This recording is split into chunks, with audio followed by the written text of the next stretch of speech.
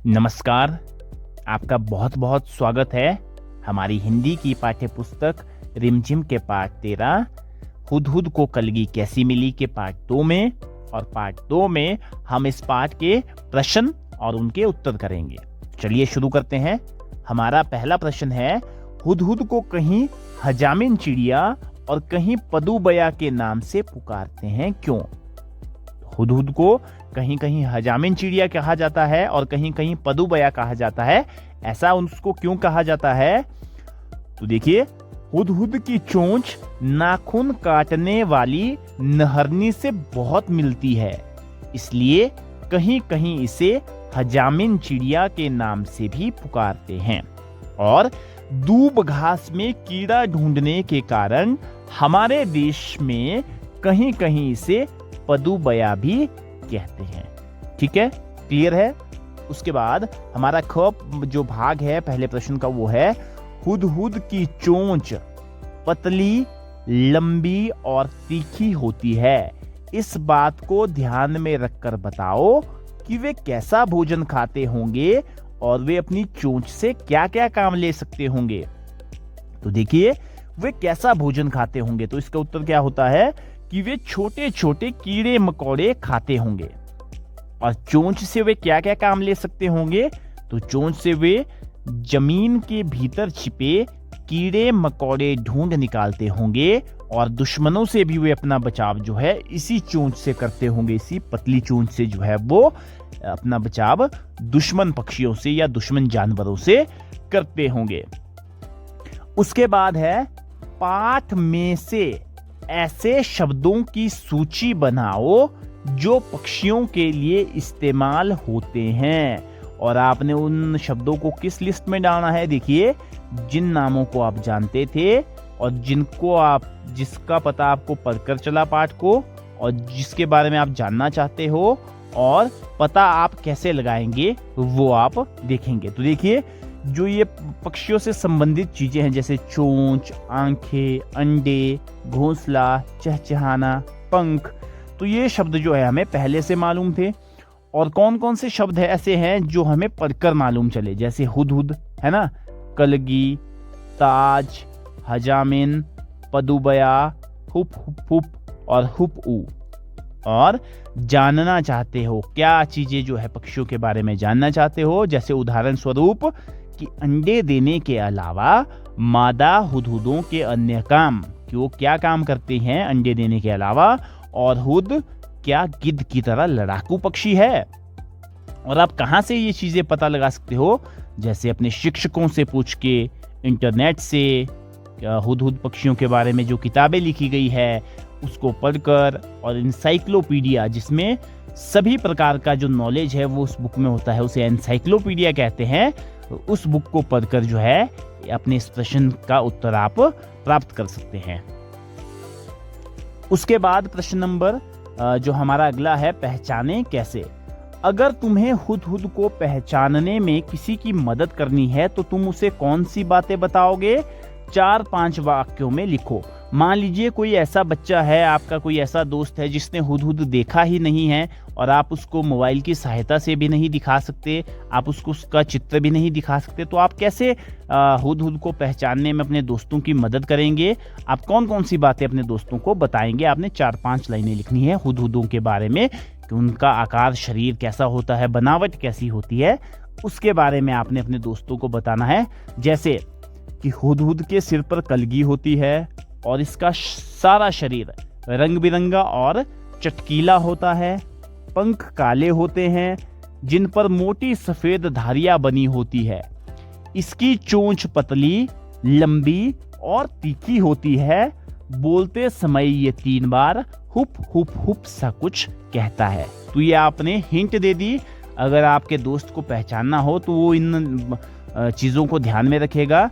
ये जो विशेषताएं हैं हुदहुद पक्षी की, इसको ध्यान में रखेगा और जो हुदहुद पक्षी है उसको पहचान पाएगा।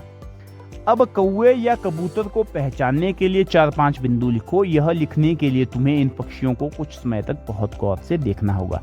तो कौवे और कबूतर तो अपने आसपास आपने देखे हैं, तो अब उनकी विशेषताएं लिखनी है कि उनका आकार, उनकी बनावट कैसी होती है, वो किस तरह की आवाज़ निकालते हैं, तो ये आप इसको आपने पॉइंट वाइज जो है लिखना है। जैसे कौवे की पहचान कैसे करेंगे, तो बहुत सिंपल सा इसमें हम लिख सकते हैं कि इसका पूरा शरीर जो है वो काला होता है, चोंच काली, लंबी और नुकीली होती है, और एक ऐसी आवाज करता है, कांव कांव की आवाज करता है। और क्या इसकी आवाज में मिठास होती है? बिल्कुल नहीं, इसकी आवाज में बिल्कुल मिठास नहीं। उसके बाद हमारा अगला प्रश्न है कि तुम्हारे आसपास कौन कौन से पक्षी पाए जाते हैं, उनके नामों की सूची बनाओ। तुम्हारे और तुम्हारे दोस्तों के घर की भाषा में इन्हें क्या कहते हैं? जिन पक्षियों के नाम तुम्हें पता नहीं है, उनके नाम तुम्हें पता करने होंगे। तो आपके घर के आसपास जो है, जंगलों में आपके घर के आसपास कौन कौन से पक्षी आते हैं, उनके नामों की आपने एक सूची बनानी है, और तुम्हारे दोस्तों के घर की भाषा में उनके क्या नाम हैं वो भी आपने बताना है। जैसे ये देखिए आपकी स्क्रीन पे पक्षी है, इसका क्या नाम है बच्चों? कांव कांव की आवाज भी करता है। बहुत अच्छे, ये है कौवा। उसके बाद ये आवाज कैसी करता है, और इसको हम अपने जो स्थानीय भाषा है उसमें क्या बोलते हैं? कई जगह काव बोलते हैं, कई जगह कौवा ही बोलते हैं। ठीक है। उसके बाद हमारा अगला पक्षी है, देखिए इसको क्या बोलते हैं? इसको कहते हैं तोता, और स्थानीय भाषा में इसको क्या कहते हैं? तोता ही कहते हैं। इसका कोई स्थानीय भाषा में कोई अलग सा नाम नहीं है। उसके बाद इसको क्या बोलते हैं हम? इसका क्या नाम है? इसका नाम है कबूतर, और इसको हम अपनी स्थानीय भाषा में क्या कहते हैं? कबूतर ही कहते हैं। इसका भी स्थानीय भाषा में कोई अलग सा नाम नहीं है। ठीक है। उसके बाद हमारा अगला जो प्रश्न है वो है रंगारंग। हमने पढ़ा कि हुदहुद का सारा शरीर जो है वो रंग बिरंगा और चटकीला होता है। हुदहुद का रंग चटकीला बताया गया है। रंग कैसे हैं, यह बताने के लिए कुछ शब्दों का इस्तेमाल किया गया है कि रंग कैसे हैं। फीके हैं, चटकीले हैं, चमकदार हैं। तो अब बताओ कि ऐसी रंग किन किन चीजों के होते हैं, ऐसे रंग जो है किन किन चीजों के होते हैं। जैसे गहरा रंग, तो गहरा रंग किसका होता है? देखिए बालों का होता है, कोट का हो सकता है, छतरी का हो सकता है। उसके बाद है फीका हरा। तो फीके हरे रंग की आपने देखी होगी कि माउंटेन ड्यू की बोतल होती है, वो भी कैसी होती है? फीके हरे रंग की होती है। ठीक है। और उसके बाद है भड़कीला लाल। ठीक है।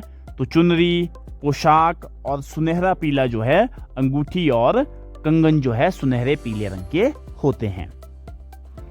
उसके बाद यूनी ने आसमानी रंग की कमीज पहनी है। आसमानी रंग यानी जिसका रंग आसमान के जैसे है, नीला। तो आसमानी रंग का नाम कैसे बना होगा? सोचो कैसे बना होगा आसमानी रंग, क्योंकि आसमान होता है उसका रंग कैसा होता है? नीला जैसे होता है। तो डार्क ब्लू भी नहीं होता है, थोड़ा लाइट जैसे होता है। तो उसके लिए क्या शब्द उपयोग किया जाता है? आसमानी, कि जैसा रंग आसमान का है। तो ऐसे ही कुछ और रंगों के नाम लिखो जो किसी चीज के नाम पर पड़े हैं। अब आपने कुछ और रंगों के नाम लिखने हैं जिनका नाम जो है किसी न किसी चीज के नाम पर पड़ा हुआ है। जैसे देखिए नारंगी, तो नारंगी किसके नाम पे पड़ा हुआ है? संतरा, संतरे के नाम पे जो है ये रंग पड़ा हुआ है। बैंगनी, बैंगन के नाम पर। गुलाबी, गुलाब के नाम पर। जामुनी, जामुन के नाम पर। और प्याजी रंग जो है वो किसके नाम पे पड़ा हुआ है? प्याज के नाम पर। जैसे प्याज का रंग होता है उस रंग को क्या कहते हैं? प्याजी रंग कहते हैं। ठीक है। उसके बाद शब्द एक, अर्थ अनेक। अब हमने पहले भी कई पार्ट में ऐसे हमने शब्द देखे हैं कि वो होते तो एक जैसे हैं, लेकिन उनके मतलब जो है अलग अलग संदर्भ में अलग अलग हो जाते हैं। जैसे शाह की भेंट हुदहुदों के मुखिया से हुई, मुझे मेरी बहन ने एक बहुत सुंदर भेंट दी। तो ये जो भेंट है अलग अलग वाक्यों में इसका मतलब जो है अलग अलग हो गया। जैसे जो ऊपर वाला वाक्य है यहाँ भेंट का मतलब हुआ मुलाकात, और जो नीचे वाला वाक्य है इसमें भेंट का मतलब हुआ उपहार। तो आपने भी 4 ऐसे कोई शब्द सोचने हैं जिनके 2 मतलब निकलते हैं और उनका वाक्यों में भी प्रयोग करना है। जैसे हमारे पास पहला आ गया, देखिए पत्र। तो एक पत्र होता है लेटर यानी चिट्ठी, और एक पत्र का मतलब होता है पत्ता। तो जैसे वाक्यों में प्रयोग क्या कर सकते हैं कि कल मैंने अपने मित्र को एक पत्र लिखा, यानी एक चिट्ठी लिखी। और पूजा पाठ में आम्र यानी आम के पत्ते का, जिसे हमने यहाँ उपयोग किया है पत्र, आम्र पत्र का इस्तेमाल होता है। आप समझ गए ना कि दोनों वाक्य जो है शब्द एक जैसा है लेकिन उसका मतलब जो है वो चेंज हो गया है। उसके बाद हमारे पास दूसरा है पर। तो एक पर होता है पंख और एक पर का मतलब होता है किंतु। और वाक्यों में जब हमने प्रयोग किया तो कैसे किया कि पतियों के पर यानी पंख होते हैं, ठीक है। और वह आया पर बोला कुछ नहीं, या यहाँ आएगा पक्षियों, पतियों नहीं, सॉरी, यहाँ आएगा पक्षियों के पर होते हैं, ठीक है। और उसके बाद हमारा अगला जो है वो है मुझे एक गिलास जल चाहिए। तो यहाँ जल का मतलब हो गया, एक जल हो गया पानी और एक जल हो गया आग से जलना। तो मुझे एक गिलास जल यानी पानी चाहिए, देखो कहीं हाथ ना जल जाए। और उसके बाद हमारा अगला जो शब्द है वो है फल।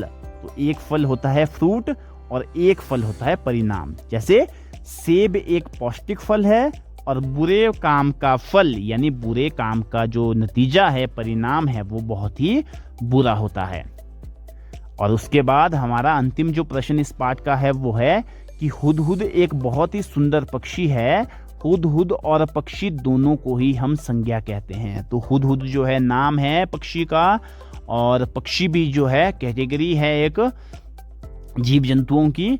तो हमने बहुत बार ये चीज पढ़ ली है कि जो संज्ञा होती है वो नाम वाले शब्द होते हैं, ठीक है। तो अब आपने नीचे तालिका में देखना है और तालिका को ऐसे ही पूरा करना है, आगे बढ़ाना है। जैसे हुदहुद जो है किसका नाम है, पक्षी का नाम है। भारत जो है वो एक देश का नाम है। अनार जो है एक फल का नाम है। 2 स्पेस आपके लिए छोड़े हुए हैं। जैसे पहला आ गया मेरे पास गुलाब। तो गुलाब क्या है प्यारे बच्चों, यहां आपने लिखना है कि गुलाब क्या है, यस, एक फूल है। उसके बाद है अमर उजाला। तो अमर उजाला क्या है, बहुत अच्छे, अमर उजाला जो है एक अखबार का नाम है। तो इस तरह से हमारी ये वीडियो जो है यहीं समाप्त होती है, पाठ के प्रश्न यहीं समाप्त होते हैं। उम्मीद करता हूँ आपको वीडियो पसंद आई होगी, वीडियो आपको हेल्पफुल लगी होगी। वीडियो को अपने दोस्तों के साथ शेयर करें और चैनल को सब्सक्राइब नहीं किया है तो चैनल को सब्सक्राइब कर लें, क्योंकि ऐसी ही नई नई वीडियो इस चैनल पर मैं लाता रहता हूँ। आपका वीडियो को देखने के लिए बहुत बहुत धन्यवाद, बहुत बहुत आभार। जय हिंद, जय हिमाचल।